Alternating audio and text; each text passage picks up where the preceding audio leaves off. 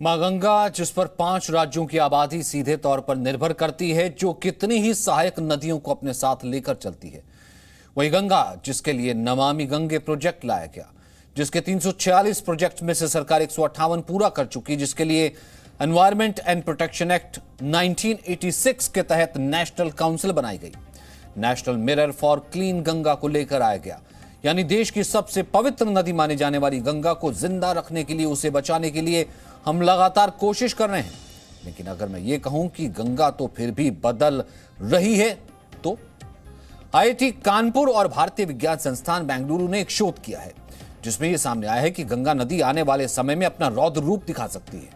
लेकिन वजह क्या है और हम कौन सी लापरवाही कर रहे हैं जो जीवनदायिनी नदियों को बदलने पर मजबूर कर रही है?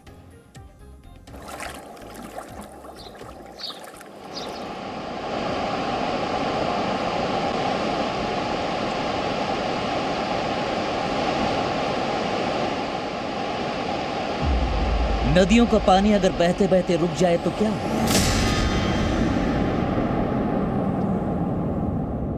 कभी सोचा है कि जल जो हमारे जीवन का आधार है, अगर सैलाब में बदल गया तो क्या होगा?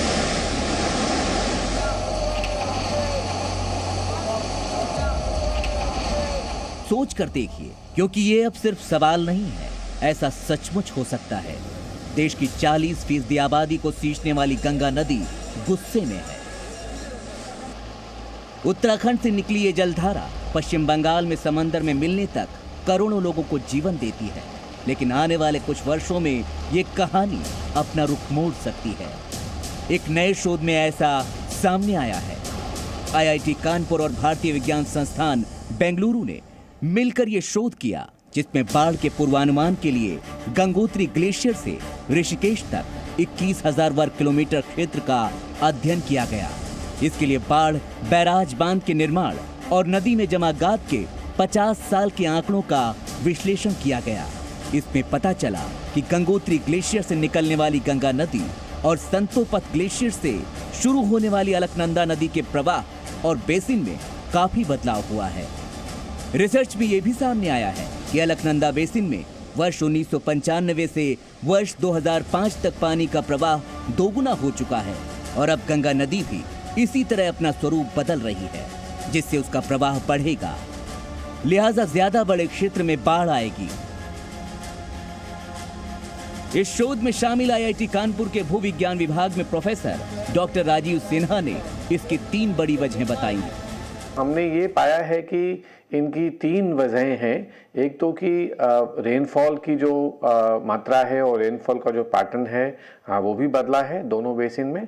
उसके अलावा जो इन दोनों नदियों में जो मेजर इंटरवेंशंस हुए हैं डैम्स और रिजर्वायर्स और बैराज के फॉर्म में, उसकी वजह से भी नदियों का जो स्वरूप है और नदियों का जो फ्लो रिजीम है वो बदला है। और तीसरी बात कि इन डैम्स और रिजर्वायर्स के बनने से जो इनके पीछे जो सेडिमेंट्स का जो एक्यूमुलेशन हो रहा है, उसकी वजह से चैनल और रिवर चैनल का स्वरूप काफी बदला है। अब जरा मानसून में गंगा नदी की तस्वीर को याद कीजिए। जुलाई अगस्त के महीने में लगातार बारिश के बाद गंगा का रौद्र रूप दिखाई देता है। नदियों के उफान में इस पर बने पुल डूब जाते हैं, सड़कें टूट जाती हैं, जल सैलाब आ जाता है और पानी के बहाव के आगे कुछ भी नहीं टिक पाता। हर साल उत्तर प्रदेश, बिहार, पश्चिम बंगाल में गंगा नदी और उसकी सहायक नदियां ऐसा ही कहर बरपाती हैं। इन तस्वीरों को याद दिलाने के पीछे वजह यह है कि आप इस नई रिसर्च पर गौर कीजिए, जिसमें लिखा है कि आने वाले समय में गंगा की धारा और विशाल होने वाली है। नदी का प्रवाह, उसका आकार बढ़ेगा तो ना जाने बाढ़ की विनाश लीला कहां तक पहुंचेगी। अब जरा इस नक्शे के जरिए आपको समझाते हैं कि यह खतरा कहां कहां बढ़ने वाला है। 5 राज्यों से होकर गुजरने वाली गंगा गुस्से में है। ये उत्तराखंड के बड़े बड़े शहरों में होती हुई उत्तर प्रदेश के सबसे ज्यादा जिलों से गुजरती है और फिर बिहार, झारखंड और आखिर में पश्चिम बंगाल में सुंदरवन डेल्टा बनाते हुए बंगाल की खाड़ी में मिल जाती है। गंगा का बेसिन इतना बड़ा है तो सोचिए कि जल सैलाब से आई तबाही कितनी खतरनाक हो सकती है। लेकिन नदियों में पानी के बढ़ने से हालात इतने गंभीर कैसे बन जाते हैं? विशेषज्ञ इसकी सबसे बड़ी वजह मानते हैं कि उनकी साफ सफाई नहीं होती है और इससे गाद जमती रहती है। क्योंकि गंगा और इसकी जितनी सहायक नदियां हैं वो हिमालय से निकलती हैं और बहुत सारा सेडिमेंट ऊपर से लेके नीचे तक आती हैं। अब क्या हो रहा है कि चूंकि फ्लो जो है इन सारी नदियों में कम होता चला जा रहा है एब्स्ट्रैक्शंस की वजह से और बहुत सारी वजहों से, तो सेडिमेंट का जो फ्लशिंग होता था पहले वो अब नहीं हो पाता है। इसी वजह से सारी नदियों में सेडिमेंट का जमाव जो है वो बढ़ता चला जा रहा है। इसकी वजह से नदियों का स्वरूप बदल जाता है, नदियों का जो बेड है वो ऊपर उठ जाता है और उसकी वजह से नदियां और अनस्टेबल हो जाती हैं और फ्लड की संभावना जो है वो और बहुत ज़्यादा बढ़ जाती है। बांध बैराज बनने से जहां नदियों का आकार, उनका स्वरूप बदल रहा है, वहीं गाद जमने से सबसे बड़ा खतरा पैदा हो रहा है।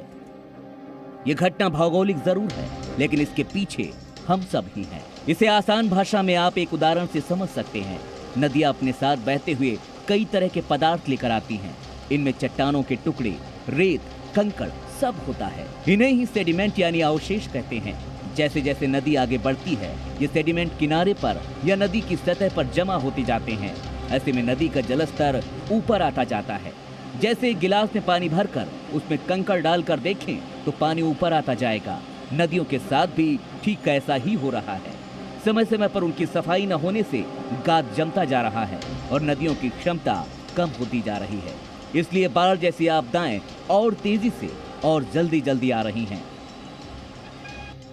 IIT कानपुर की इस रिसर्च को अब आप समझ गए होंगे, लेकिन इस खतरे से बचा कैसे जा सकता है? भविष्य की जरूरतों को देखते हुए बांध और बैराज बनाना जरूरी है, लेकिन उससे भी ज्यादा जरूरी है नदियों से मिट्टी और गाद की सफाई और प्रबंधन। रिसर्च के आधार पर विशेषज्ञ ये सुझाव जल शक्ति मंत्रालय को भेजेंगे ताकि आने वाली आपदाओं से बचा जा सके। और एक बार फिर हम आपको वही सवाल याद दिलाते हैं। जरा सोचिए कि अगर जीवन देने वाली नदियां हमारी लापरवाही से तबाही की दास्तान लिखने पर उतर आएं तो क्या होगा? कानपुर से श्याम तिवारी के साथ ब्यूरो रिपोर्ट, जी मीडिया। गंगा नदी, जिसे भारत में मां गंगा जीवनदायिनी, मोक्षदायिनी कहा जाता है, वो गंगा जिसका नाम लेते ही शांति महसूस होती है। लेकिन क्या आप जानते हैं कि हमारी गंगा नदी को हमने क्या दिया है? एक स्टडी के मुताबिक गंगा नदी पूरी दुनिया में दूसरी सबसे प्रदूषित नदी बन गई है, जिसमें हर साल 1,15,000 टन प्लास्टिक डिस्चार्ज हो रहा है। पवित्र नदी को हमने ये दिया है। सोचने की जरूरत है, अपनी जिम्मेदारी को समझने की जरूरत है और जरूरत है प्रकृति को, उसके स्तंभों को बचाने की। और अब बात करते हैं दक्षिण भारत की, जहां भारी बारिश की वजह से हालात बिगड़ रहे हैं। सबसे ज्यादा बुरे हालात कर्नाटक और तमिलनाडु में है। कर्नाटक के बेंगलुरु में भी बारिश की वजह से वाटर लॉकिंग हो रही है। लगातार बारिश का यह सिलसिला रुकने का नाम नहीं ले रहा है। प्रधानमंत्री नरेंद्र मोदी ने भी कर्नाटक के सीएम बसवराज बोम्मई से हालात की जानकारी ली है। पिछले कई दिन से तमिलनाडु के चेन्नई, पुडुचेरी समेत कई इलाकों में लगातार बारिश हो रही है। ये बेंगलुरु की तस्वीरें आप देख रहे हैं, जहां पर वाटर लॉकिंग की तस्वीरें पिछले कई दिनों से लगातार ये तस्वीरें ऐसी। ये चेन्नई की तस्वीरें आप देख रहे हैं, जहां लगातार बारिश के बाद वाटर लॉकिंग है। लगातार ये बारिश का सिलसिला थमने का नाम नहीं ले रहा, तो ऐसे में एक मुसीबत और बढ़ गई है। बंगाल की खाड़ी में कम दबाव का क्षेत्र बन रहा है, जिसकी वजह से तमिलनाडु और पुडुचेरी में अगले 5 दिन भारी बारिश का अलर्ट है। चेन्नई, पुडुचेरी में जगह जगह पानी भरा हुआ है, पानी की निकासी नहीं हो रही और लगातार बारिश हो रही है।